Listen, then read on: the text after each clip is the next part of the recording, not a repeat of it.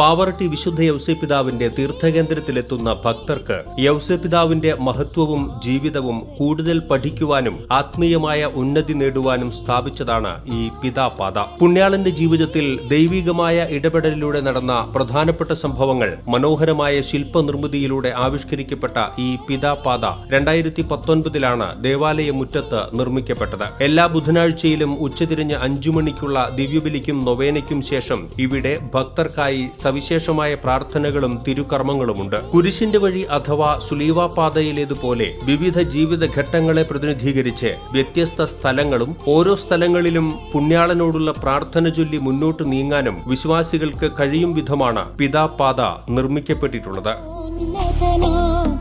പാവറട്ടി തിരുനാൾ വിശേഷങ്ങൾ നിങ്ങൾക്കായി സമർപ്പിച്ചത് അലൻ കാറ്ററിംഗ് പാവറട്ടി.